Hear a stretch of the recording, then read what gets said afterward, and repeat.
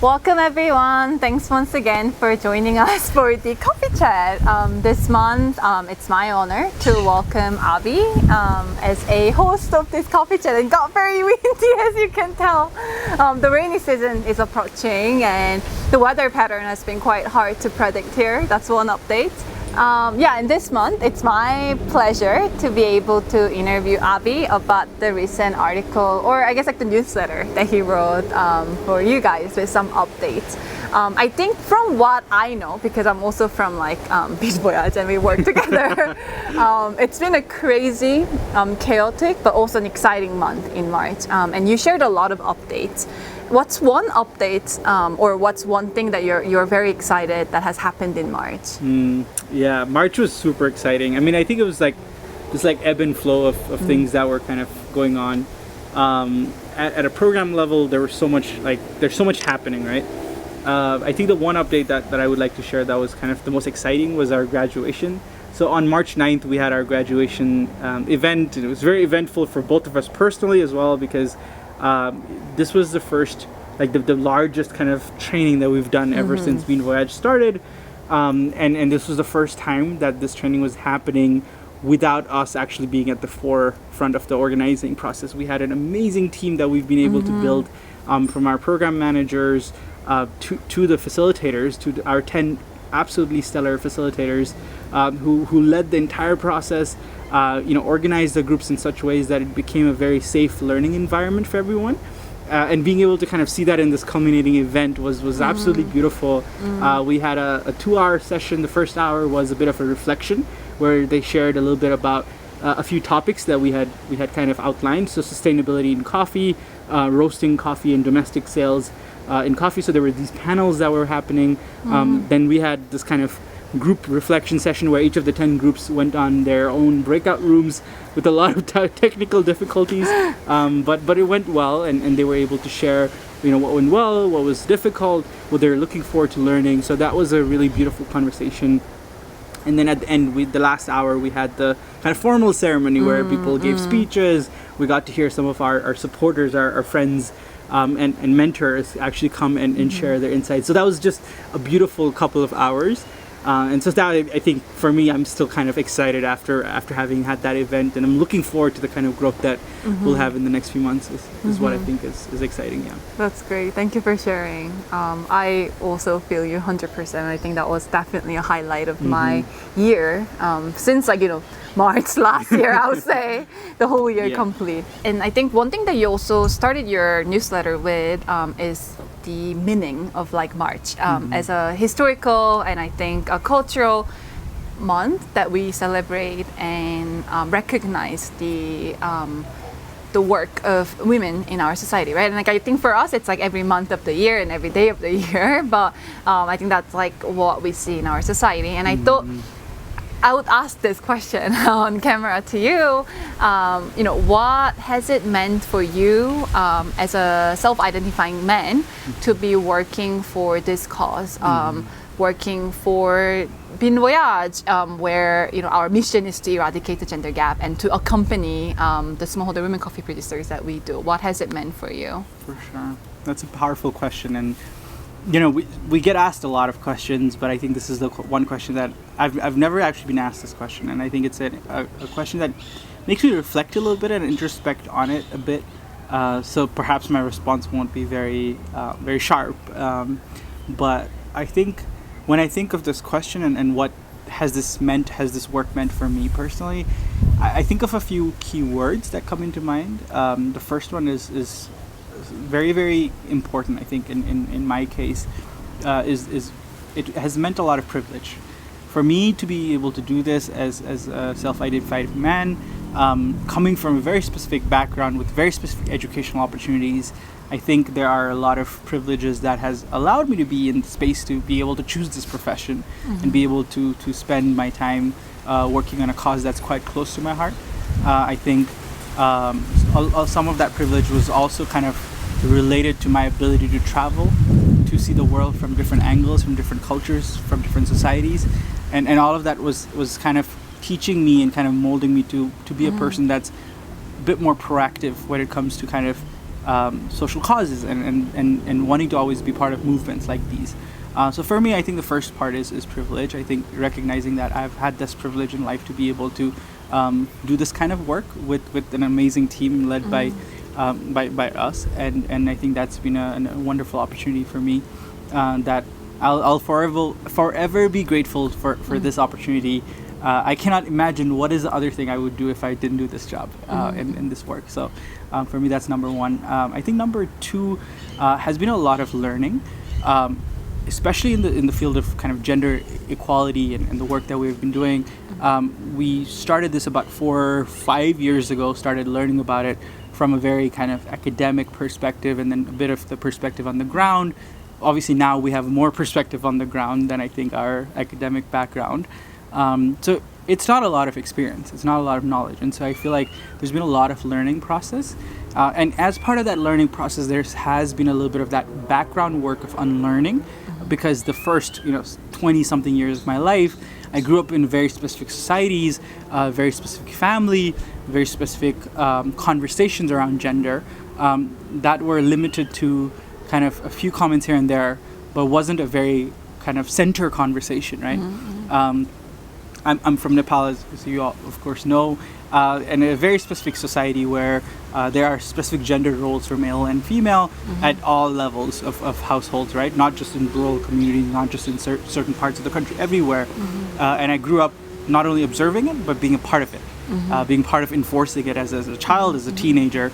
And so only kind of the last part of my teenage and early part of my 20s was I able to start learning, and then as part of that unlearn those things and say, like, start questioning those and start understanding why did those things happen the way it did, and what was my role in that process. And I think usually people, maybe when they get to that place, they feel like because that is the perpetrator reflection of oh, I am the perpetrator, usually I feel like people feel the sense of kind of withdrawing from the situation, not being part of it overall. Whereas I think for me, big part thanks to your friendship, but I think a big part is also like our journey to Costa Rica and all of those conversations we've shared. I think for me it was more of an engagement. I actually wanted to be part of it and see what role could I play to be part of this movement with you all, and see, like, find my place within the organization and see where I could play my biggest role. And a lot of the times, you would want to do everything, right? And I remember in the beginning, I would want to be involved in providing the training sessions and facilitating the groups, and doing a lot of the activities, even working with curriculum. But I think soon enough, I think maybe after the first year or so, I started realizing that those weren't the places where I should be maybe playing a bigger role, because my perspective came from my privilege and my experience and what I thought was the right thing. And that was not true, and that was not accurate at all of what the need was on the ground, especially for the women producers that we were providing support to. And so I think I realized that maybe the strength that I brought in was not necessarily going in front of a room full of smallholder women coffee farmers from very specific communities and speaking as a male member of a team coming from a very different country and a very different background. So I started being more engaged in some of the operational activities, and I think it's been the most wonderful transition for me. I spent a lot of time with you, of course, on fundraising, strategic planning, building relationships, part where I feel like I am able to take up a bit of space and be able to share, and I feel like I have the skills to be able to do it.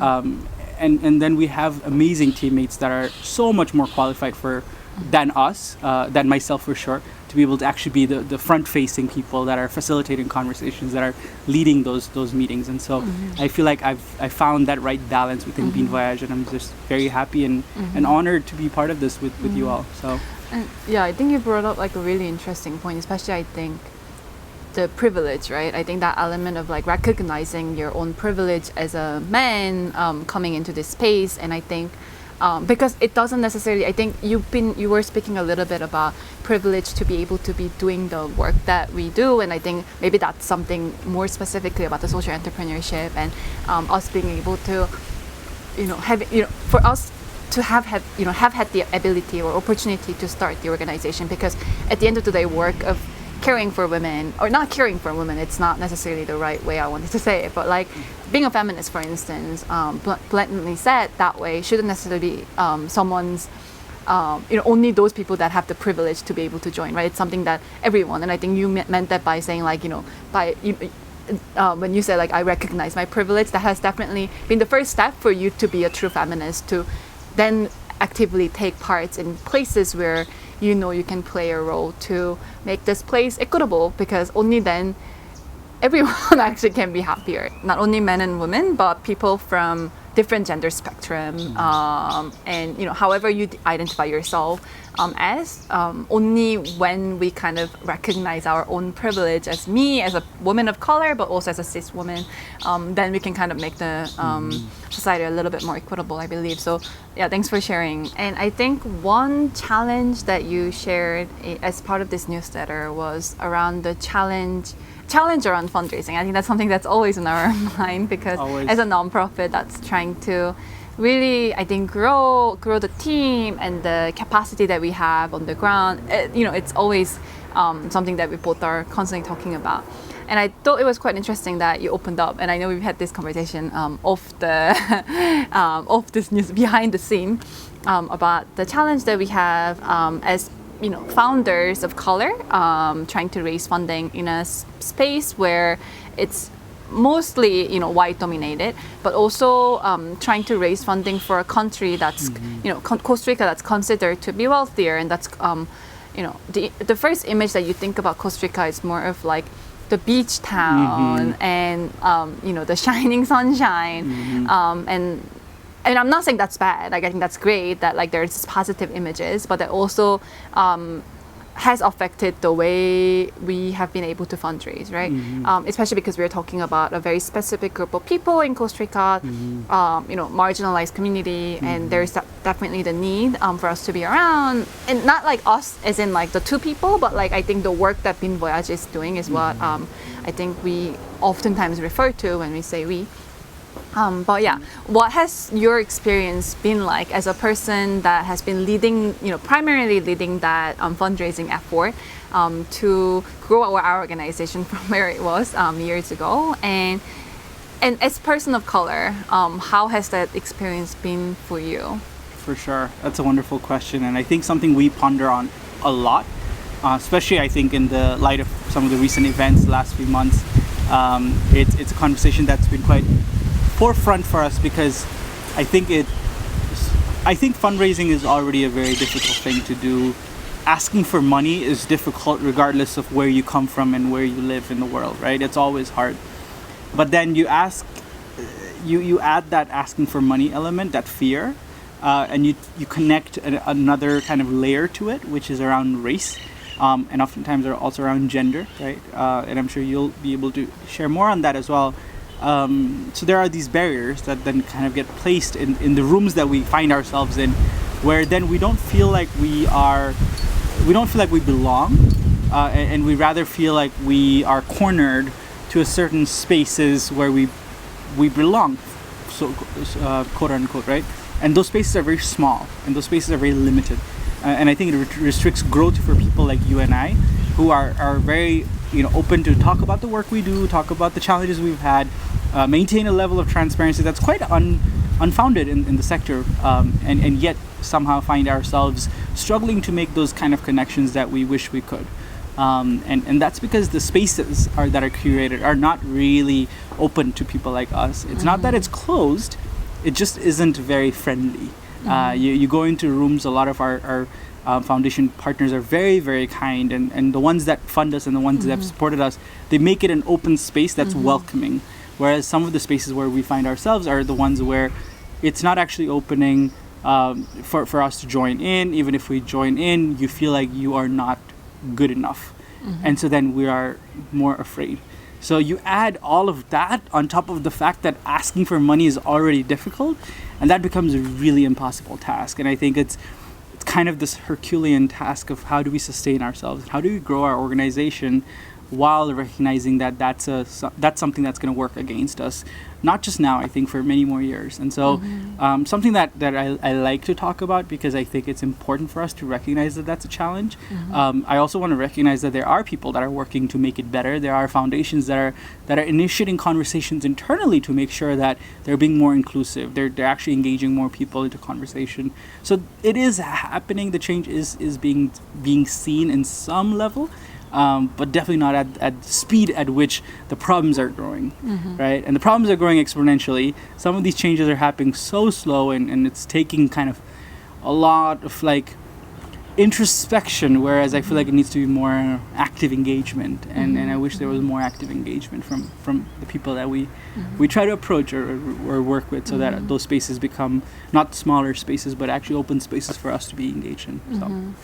And yeah, I think a lot of what you shared resonates with me, because I think also as a woman of color, one of the only women of color, oftentimes in rooms filled with leaders that have kind of grown up in a context that certain manners or certain way of talking and certain I don't know, anything about you and the way you look, you dress is what's considered to be a confident and promising leader. Whereas I somewhat grew up in different contexts and different studies, and so did you, with looking at leaders and admiring leaders that might actually have been very different from what the current society right now, the way it's structured under white supremacy, are highlighting as like the leaders, quote unquote leaders, right? And I think oftentimes it comes back to me being really conscious about how I speak, how I ask questions, or how I write my email, and little details to like, am I too assertive? Am I gonna be punished, or am I gonna get like actually, is that tone gonna like come back to me as a disadvantage later on? I have to like think triple, like spend more triple the time, I guess, like, or even more thinking about, am I actually coming across as someone that they would want to like believe in? As simple as that, right? Like, it's really hard to even say that, because it's a vulnerable conversation. I feel like oftentimes, it kind of brings out that feeling of like, am I not good enough to be in this leadership position? And I think that's simply because there is like a gap, or there is this mismatching between what we think, what our society thinks is a good leader, and what we kind of grew up with, or how we look like, how we dress, or how we speak. So, I know we actually spend like hours talking about this topic. We journal a lot and we talk a lot about this, because I think that's definitely core to our identity. But how do we make sure that that doesn't come back to harm our organization at the end, right? Like, how do we make sure that our identities as people of color don't prevent our organization with a lot of potential from growing? So to start wrapping up, my last question to you is, what are you excited about in the coming weeks? For sure. I mean, it's such an exciting month. I think programmatically it's the end of our training, but we're about to get started again. So just in a couple of weeks, we're about to restart, where we'll be launching new calls to register more producers into our program. So all of that is really, really exciting, and I think I'm mostly looking forward for us to develop 2 new curriculum, led by Fernanda, yourself, Adriana, everyone kind of working really closely together to develop a curriculum on climate smart agriculture and gender. And I think I'm super excited to see the materials, the curriculum. Every time we develop new materials, new curriculum, it just is super fun, because you get to see you get to learn, number one, but then you also get to see this process of designing it in a way that is most effective for smallholder women producers, right? It's a very specific group of people, and I think our team spends a lot of time really trying to research and understand what are the best materials and best ways for us to deliver this content, because honestly, this content is available on Google. It's not maybe impossible to find it. The only problem is that it's inaccessible, and it's not delivered with the right kind of format and the right with the right kind of methodology, and I think that's what we've championed at Bean Voyage, and that's something I'm really looking forward to seeing. And I'm also looking forward to launching our annual report, which is going to come up pretty soon. So I'm excited for us to put that out there as well. Some of our reflections from last year, a little bit of the pat on our backs, I guess. So I'm looking forward to that as well. That's exciting. Yeah, I'm also personally very excited about the launch of the program, and I think that resonated like 100% with me. Of like any programmatic, I think updates, our entire team gets like very, very hyped about that. And I think one thing that we're also very excited about is for our partner producers' coffee to be arriving to our partner roastery.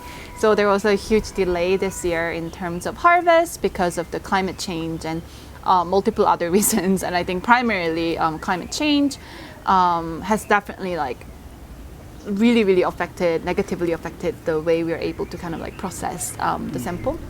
Maybe not negatively in the way that not a single person was angry about the fact that it was being delayed, but a month is quite some time in the harvest year. So that was a little bit of a challenge there with our in terms of the harvest from most recent year. But we're very excited nonetheless to be shipping the samples. We've sampled through quite a lot of samples, selected our top favorites to be sending them your way. So if you have already signed up and have been in touch with our team, you can expect that quite soon in your mailbox. And I should have already, our team should have already gotten in touch with you to confirm your address. If not, please get in touch. Send us your address. Yeah, and we're very excited for you to be able to tell us how you like this coffee, and and for us to be involved in the process of like fostering the long-term relationship between you and our partner producers. So very much looking forward to that journey. And yeah, once again, thank you so much for joining us today. I don't know if you had any other comments. I'm just excited for us to travel to some of these places. Oh, true. I think we have, when we were starting, we would travel to cities. We'd always wonder, it'd be great if Bean Voyage's coffee or the partners that we work with, their coffee was featured here. Now I feel like we have a really good kind of wide spectrum. We're working in what countries this year? Canada, US, hopefully South Korea, and quite a few countries in Europe. Yeah. So I think once things get normal, whenever that is happening, it'd be great for us to be able to go, and maybe also for our producer partners to be able to travel and be able to try their own coffee in some of the leading coffee shops around the world. So that's a very proud moment, and I'm excited for that as well. Yeah, our partners have been very generous in sending us some samples already roasted last year, right? So I think the next step in our dream would be for our producers to be able to travel. That would definitely be our dream come true moment. Yeah. For sure. Yeah, thank you so much once again for joining us this month. We can't wait to share more updates. If you are not following us already on Instagram, LinkedIn, and Facebook, make sure you do for more timely updates. And we look forward to seeing you back again here next month.